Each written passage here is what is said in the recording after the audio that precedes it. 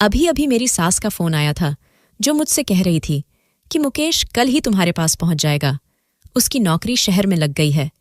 यह सुनकर मैं कुछ परेशान सी हुई थी, क्योंकि मैं अकेली छोटे से फ्लैट में रहती थी और मेरा पति दूसरे देश गया हुआ था। मैं शहर में रहना नहीं चाहती थी, क्योंकि मैं गांव से आई थी। सौरभ की नौकरी पहले शहर में ही थी। शादी होते ही वह मुझे भी शहर ले आया, लेकिन फिर उसकी कंपनी वालों ने उसे दूसरे देश भेज दिया। मैंने उसे बहुत कहा कि मुझे गांव में वापस भेज दो, मैं अपने ससुराल में रह लूंगी, लेकिन वह कहने लगा, नहीं, तुम मेरे इसी फ्लैट में रहोगी। पिछले 3 महीने से मैं अकेली ही फ्लैट में रह रही थी।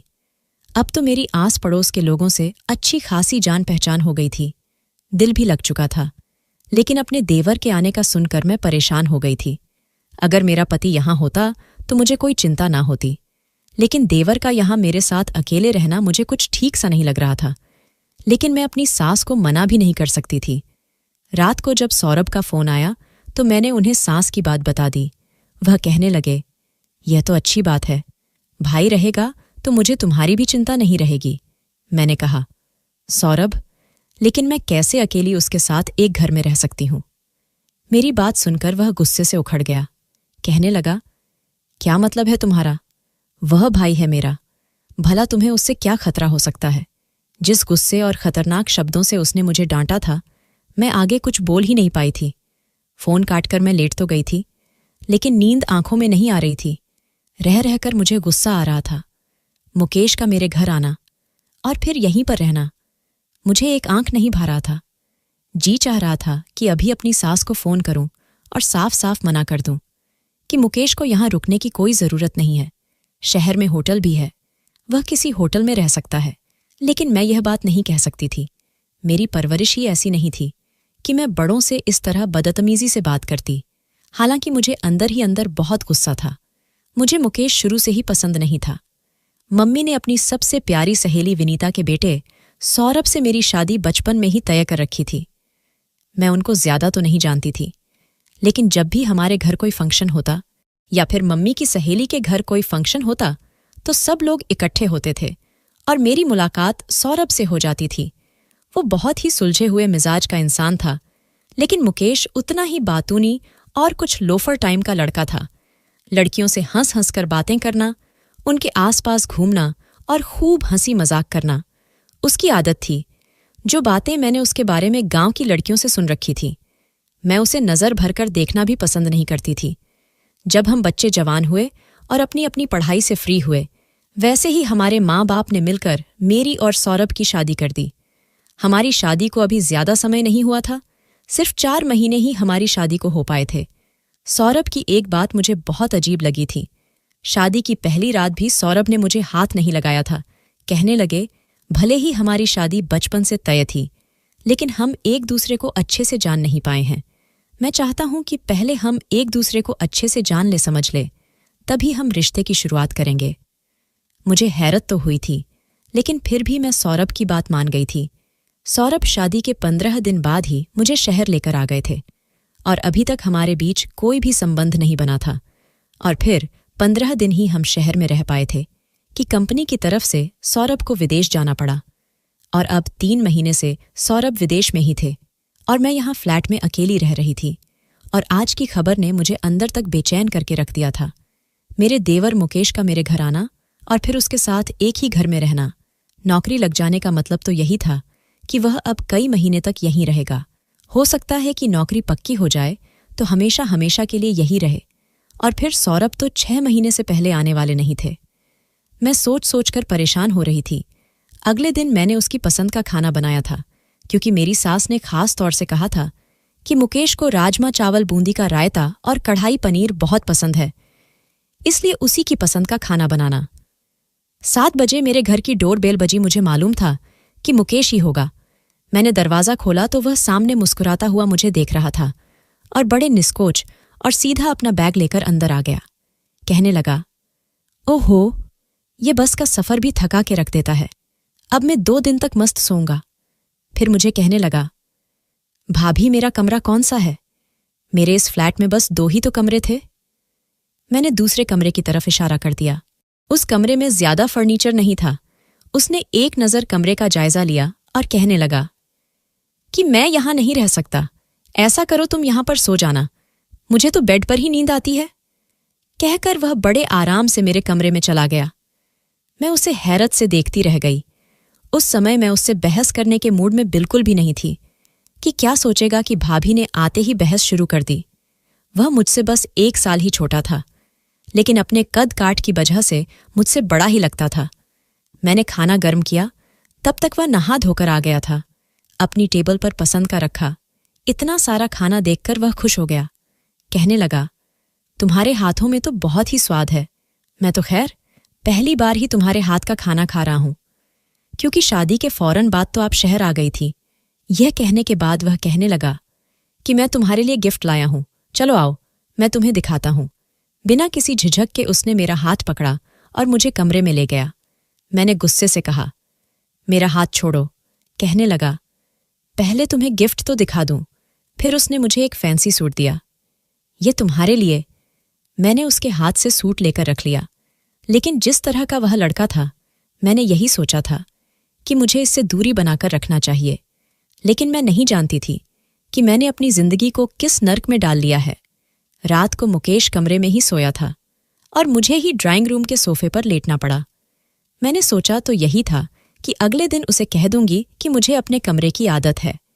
अगर उसे मुश्किल है तो वह सोफे होल में रखकर ड्राइंग रूम को ही कमरा बना ले। ना जाने वो कब तक यहां रहता। लेकिन सुबह जब मैं उठकर बाहर आई तो वह जा चुका था। लेकिन दोपहर को ही वह बड़ा खुशी खुशी घर में दाखिल हुआ। कहने लगा, मेरी नौकरी पक्की हो गई है, कल से ज्वाइन कर लूंगा। यह कहकर वह बड़े लौफर अंदाज से सोफे पर बैठ गया था और सामने रखी टेबल पर उसने अपने पांव रख दिए थे। कहने लगा, बहुत थक गया हूं मैं, मुझे एक कप चाय बना दो। मैं उसकी भाभी थी।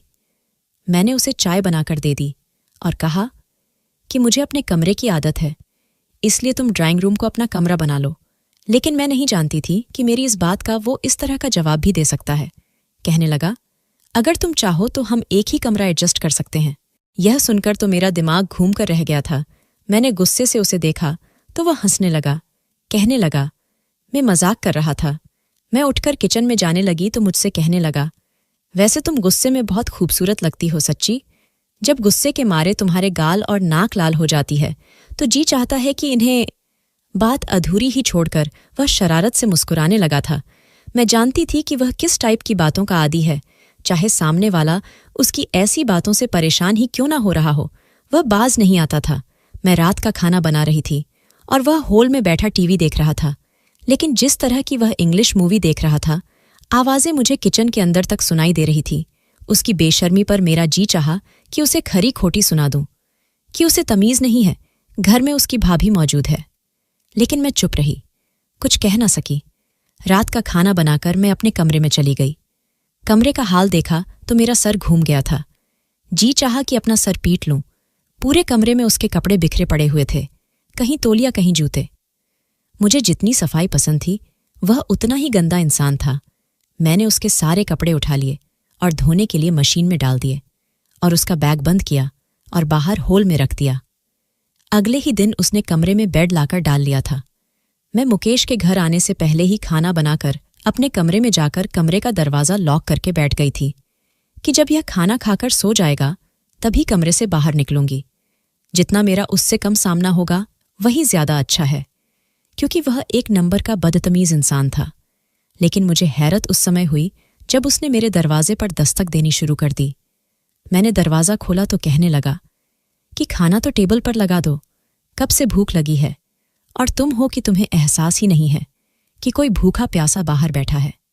मैंने कहा, सब कुछ तो तैयार है, तुम प्लेट में डाल लो और खा लो, यह तो तुम खुद भी कर सकते हो। मेरी बात सुनकर वह ना में गर्दन हिलाने लगा और कहने लगा कि कर तो मैं बहुत कुछ सकता हूं, लेकिन। यह कहकर वह फिर से मुस्कुराने लगा। उसकी यह मुस्कुराहट मुझे जहर लगती थी और फिर मेरे थोड़े करीब होकर कहने लगा, मुझे आदत नहीं है इन कामों की, इसलिए मुझे तकलीफ तो होगी, लेकिन यह सारे काम तुम्हें ही करने पड़ेंगे। चलो जल्दी से आओ और खाना लगाओ, मुझे बहुत भूख लग रही है। मैंने उसे गुस्से से देखा था और किचन में चली गई। खाना गर्म किया और टेबल पर लगा दिया।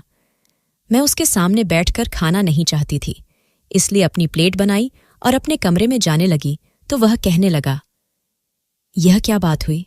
यहां मेरे सामने बैठकर खाना खाओ, मैं तुम्हें खा थोड़ी जाऊंगा। वैसे भी मैं वेजिटेरियन हूं और इसलिए तुम अपने आप को सुरक्षित महसूस करो कि मैं तुम्हें नहीं खाऊंगा। यह कहकर वह जोर से ठहाके मारकर हंस पड़ा था। कहने लगा, भाभी हो तुम मेरी, लेकिन ना मुझसे बात करती हो ना कुछ कहती हो। मैं तो बहुत बोर हो चुका हूं। मुझे तो लगता है कि भाई भी दूसरे देश इसीलिए भाग गए हैं क्योंकि तुम उसके साथ भी ऐसा ही व्यवहार रखती होगी, तभी तो जान छुड़ाकर चला गया है तुमसे। उसकी इस तरह की बातों को सुनकर मेरी बर्दाश्त खत्म हुई थी। मैंने कहा, तुम अपने काम से काम रखो तो ज्यादा अच्छा है। तुम्हें खाना मिल रहा है, बस वह खाया करो। मैं कहाँ बैठी हूं, क्या करती हूं, क्या नहीं करती, इससे तुम्हारा कोई मतलब नहीं होना चाहिए। मुझे गुस्से से बोलते देखकर वह फिर से हंसने लगा। कहने लगा, यूं मत बात किया करो। मैंने यह बात तुम्हें पहले भी बता रखी है कि गुस्से में तुम कुछ ज्यादा अच्छी लगने लगती हो। काश कि सौरभ की जगह मैं होता तो तुम्हारे साथ। उसकी बात सुनकर मुझे आग सी लग गई थी। मैंने कहा, तुम्हें शर्म नहीं आती? इस तरह की बातें करते हुए वह कहने लगा, कैसी शर्म? जानती हो देवर भाभी में कैसे कैसे मजाक और बातें चलती हैं। लेकिन तुम तो शायद बहुत ही बोर किस्म की लड़की हो। जरा मेरे साथ वक्त गुजारा करो तो तुम्हें भी अंदाजा हो जिंदगी कितनी हसीन है। यह कहकर वह एक के बाद एक रोटी के निवाला मुंह में डाल रहा था। मैं बस उसे हैरत से देख सकती थी। मैंने कहा कि मैं सौरभ से बात करती हूं, वही तुम्हें तमीज सिखाएगा कि भाभी से कैसे बात करते हैं। मुझे लगा था कि इस बात पर वह अपना व्यवहार थोड़ा ठीक कर लेगा, लेकिन ऐसा नहीं हुआ। उसे तो जैसे किसी बात की परवाह ही नहीं थी। मैंने फोन पर सौरभ को मुकेश के बारे में सब कुछ बताया, लेकिन सौरभ भी अजीब इंसान था। कहने लगा कि तुम गलत सोचती हो, वह ऐसा नहीं है। उसे अपने भाई पर न जाने क्यों इतना भरोसा था। एक शाम जब मुकेश ऑफिस से घर आया तो कहने लगा, सुनो, मेरे सर में बहुत तेज दर्द है। ऐसा करो, मेरे सर की हल्की हल्की मसाज कर दो, उसके बाद ही मैं खाना खाऊंगा। मुझे उसकी बात पर गुस्सा आ गया। वह तो ऐसे हक जताकर बात करता था जैसे वह मेरा पति हो और मैं उसकी पत्नी हूं। आज तक उसने कभी मुझे भाभी कहकर नहीं बुलाया था। मैंने कहा, तुम कोई पेन किलर खा लो और थोड़ी देर बाद खाना खा लेना, जब सर का दर्द रुक जाए तब।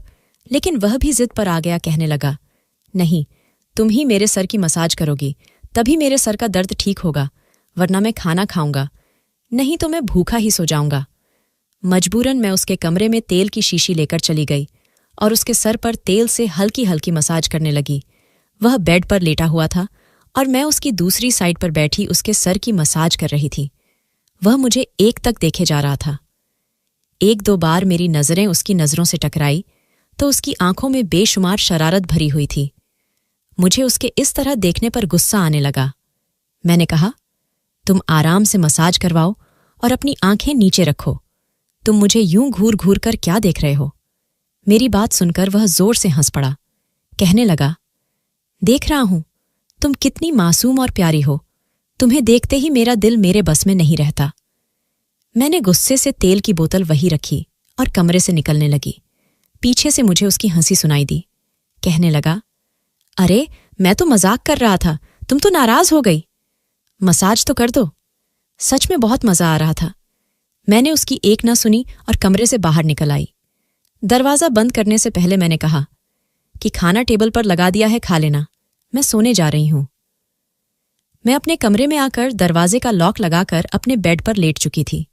हालांकि मेरे कान बाहर की तरफ ही लगे हुए थे। पता नहीं वह खाना खाएगा भी या ऐसे ही भूखा सो जाएगा। मुझे उससे लाख नफरत ही सही, लेकिन मैं नहीं चाहती थी कि वह भूखा सोए, इसलिए मेरे कान बाहर की तरफ लगे हुए थे। लगभग आधे घंटे के बाद ही मुझे बाहर बर्तनों के खटकने की आवाज आने लगी थी और मेरे दिल को सुकून आ गया और मैं आराम से सो गई थी। रात का न जाने कौन सा पहर था कि मुझे कुछ अजीबोगरीब सा शोर सुनाई दिया और इसी शोर की वजह से मेरी आंख खुली थी। मुझे लगा जैसे मेरे कमरे की बालकनी में कोई मौजूद है। मुझे किसी के चलने की आहट साफ महसूस हो रही थी। मैं एकदम हड़बड़ाकर उठ बैठी थी। मैं कांपते हाथों से पर्दा हटाकर देखा तो वहां दो आदमी मौजूद थे। दोनों के ही हाथ में पिस्तौल थी। मेरा दिल धक से रह गया था। यानी कि हमारे घर में चोर घुस आए थे। चोर मेरे कमरे की बालकनी में थे और मेरी बालकनी का दरवाज़ा मेरे कमरे में खुलता था और चोर कमरे के दरवाजे के ठीक सामने खड़े हुए थे। वह कुछ ही पल के अंदर दरवाज़ा खोलकर अंदर आ सकते थे। मुझे याद नहीं था कि दरवाजे का गेट अंदर से लॉक है या खुला हुआ है, और मेरे पास इतना समय भी नहीं था कि मैं जाकर दरवाज़ा चेक करती। अगर मैं दरवाजे तक पहुंचती तब तक वह चोर अंदर आकर मुझे दबोच सकते थे। मैंने भलाई इसी में समझी कि मैंने जल्दी से रूम का दरवाज़ा खोला और बाहर की तरफ दौड़ लगा दिया। कमरे से बाहर निकलने से पहले मैंने कमरे को बाहर से लॉक कर दिया था, लेकिन यह मेरी गलत फहमी थी, क्योंकि मेरे कमरे में खिड़की थी और उस खिड़की को अंदर से खोलकर कमरे की कुंडी को बाहर से आसानी से खोला जा सकता था। मैं हर बड़ाहट में मुकेश के कमरे के दरवाजे को खटखटाने लगी। वह भी गहरी नींद से उठ गया और मुश्किल से ही आंखें खोलकर मुझे हैरत से देखने लगा। मेरे चेहरे की बदहवासी देखकर मुझे पूछने लगा, क्या हुआ है? मैं फौरन से उसे पीछे धक्का देकर उसके कमरे में आ गई। मैंने उसके कमरे का दरवाज़ा अंदर से बंद कर लिया और कुंडी भी लगा दी। यह देखकर वह बहुत हैरान था। मेरी हालत ठीक नहीं थी।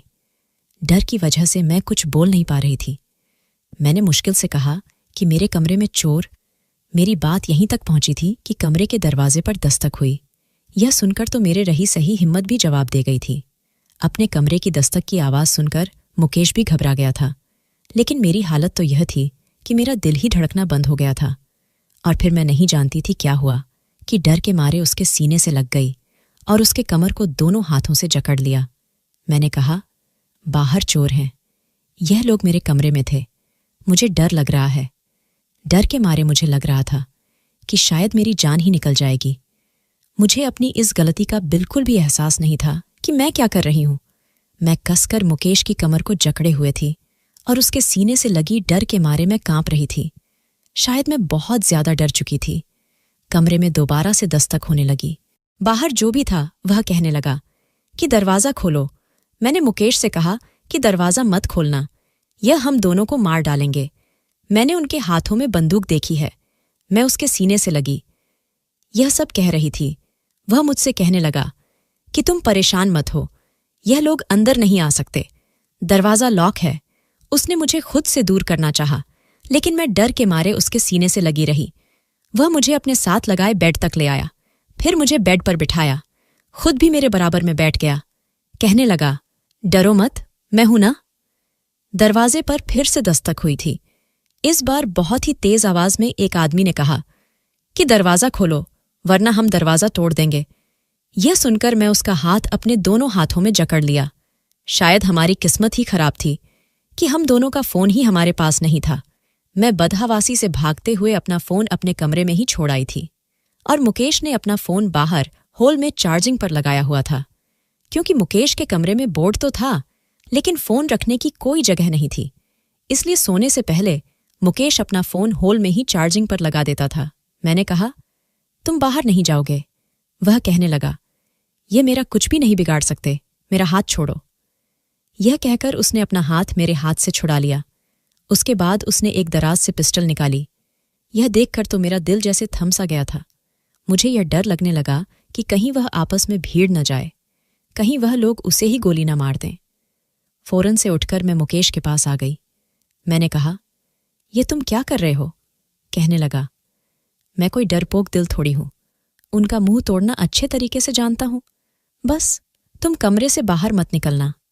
मैं रोने लगी और उसे कहने लगी कि भगवान के लिए तुम कहीं मत जाओ, यह ना हो कि वह तुम्हें मार डाले। वह कहने लगा कि तुम परेशान मत हो, अगर हम यहाँ कमरे में भी बैठे रहे तब भी वह लोग कमरे का दरवाज़ा खोलकर अंदर ज़रूर आएंगे, इसलिए हमें हिम्मत से काम लेना होगा। मुझे लड़ना भी आता है और गोली चलाना भी। यह कहकर वह कमरे से बाहर चला गया।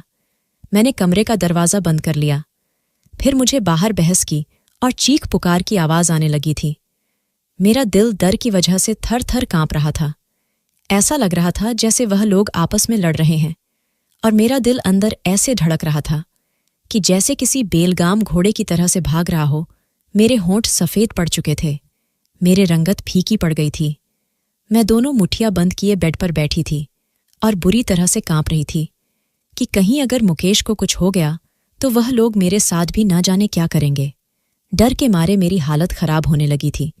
मुझे लगा जैसे मेरा दम घुट रहा है। और तभी मुझे गोली के चलने की आवाज़ आई थी। मैं नहीं जानती थी कि कब और कैसे, लेकिन मैं होश की दुनिया से बेगानी हो चुकी थी। शायद डर के मारे मैं बेहोश हो चुकी थी। मेरी आंख चिड़ियों के चाहने से खुली थी। एकदम ही मैं उठकर बैठ गई तो देखा कि मैं मुकेश के बिस्तर पर लेटी हुई थी। मेरे बाल भी बिखरे हुए थे, लेकिन मैं अकेली उसके कमरे में थी। एकदम तो मुझे यह समझ नहीं आया कि मैं उसके कमरे में आई कैसे, लेकिन फिर रात वाला हादसा मुझे याद आने लगा, और जिसे याद करते ही मेरे होश उड़ गए थे। मुझे तो यह तक नहीं मालूम था कि बाहर हुआ क्या था। मैं फौरन से उसके कमरे से बाहर आई तो मुकेश सोफे पर बैठा सिगरेट पी रहा था। उसके बाजू में पट्टी बंधी हुई थी और सर पर भी जख्म का निशान था। यह देखकर मैं उसके पास आ गई। मैंने कहा, तुम यहाँ और वह लोग? मुकेश कहने लगा, उनको पुलिस ने पकड़ लिया है, वह पुलिस की हिरासत में है। यह कहकर वह मुझसे नजरें चुराने लगा था। मैंने कहा कि तुम्हारे बाजू पर क्या हुआ है? वह कहने लगा कि लड़ाई के दौरान उन लोगों ने मुझ पर गोली चलाई थी, लेकिन वह मेरे बाजू से छूकर गुजरी थी, इसलिए मैं हॉस्पिटल में पट्टी करवा कर आया हूं। तुम शायद बेहोश हो गई थी, इसलिए तुम्हें किसी चीज की खबर नहीं थी, लेकिन अब तुम बिल्कुल भी चिंता मत करो, सब कुछ ठीक है। वह मुझे नजरें चुराई बातें कर रहा था। मैंने भी भगवान का धन्यवाद किया कि चलो, मुकेश को कुछ नहीं हुआ और वह लोग पुलिस की हिरासत में पहुंच गए थे। लेकिन उस दिन के बाद से मैं बहुत ज्यादा डर गई थी। पता नहीं क्यों मुकेश भी चुप चुप सा रहने लगा था।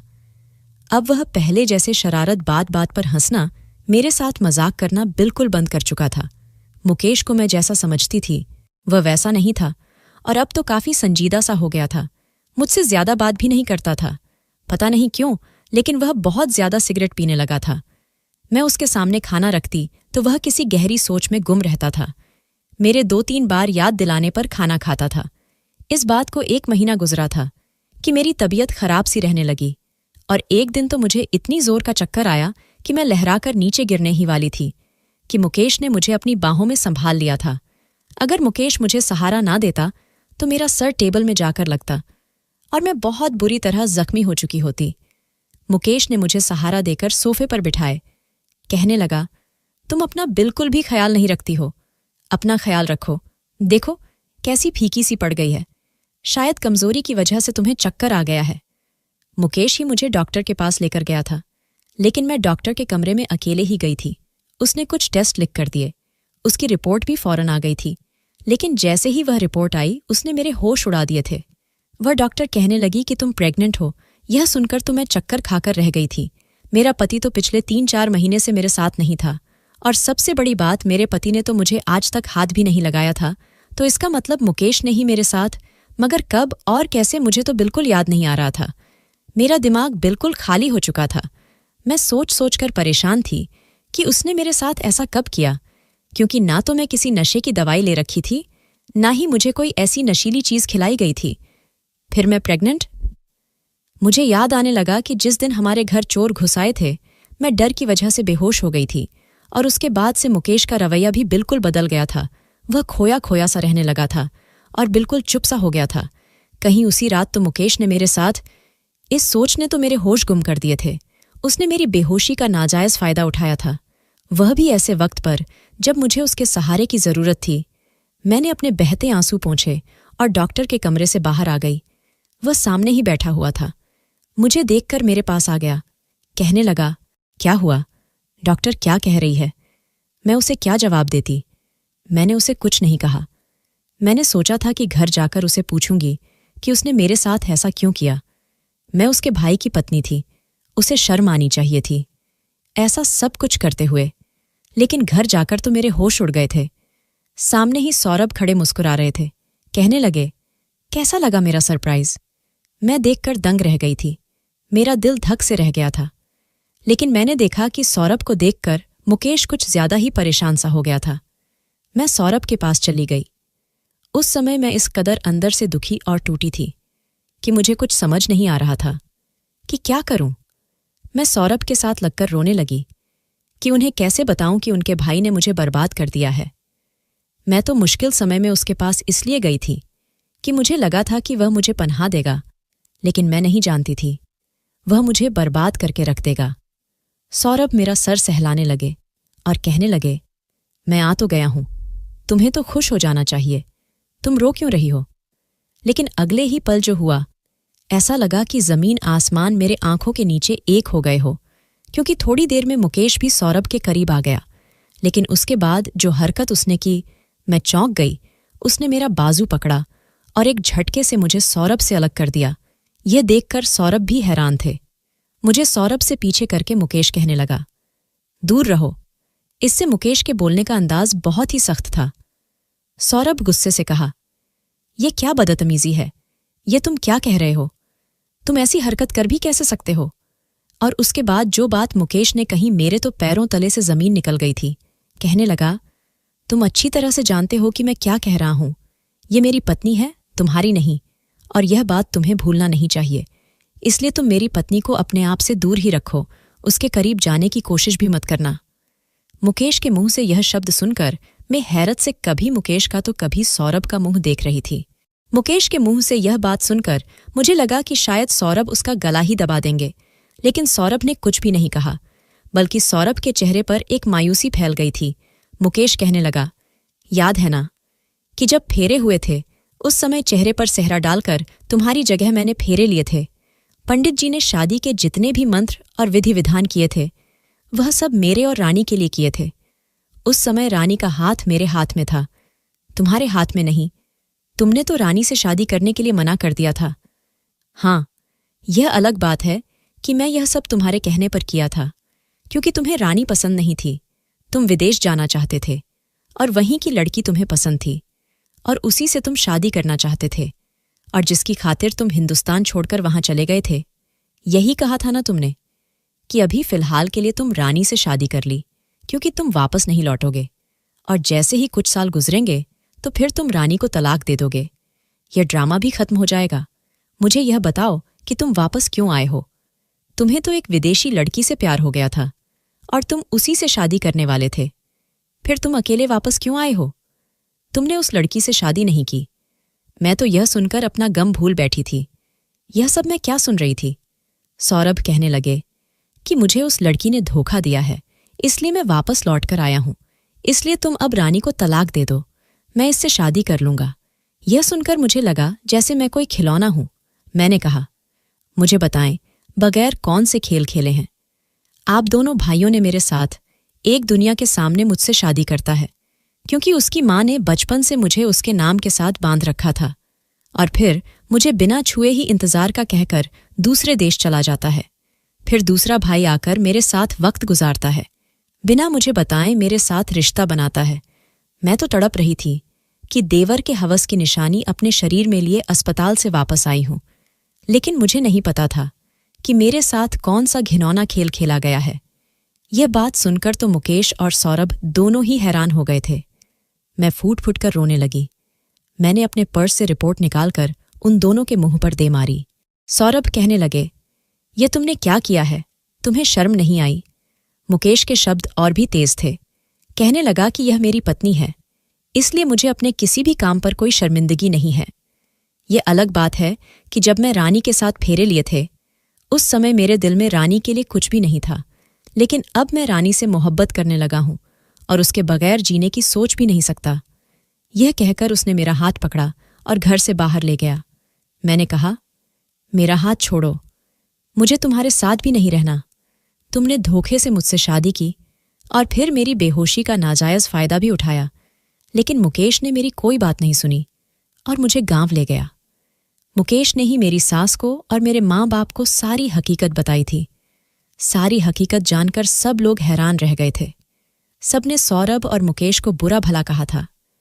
सौरभ से तो मेरी सास ने बात करना ही बंद कर दिया था। सौरभ भी गांव नहीं आए थे, वह अपने इस फ्लैट में रहकर कोई नौकरी करने लगे थे।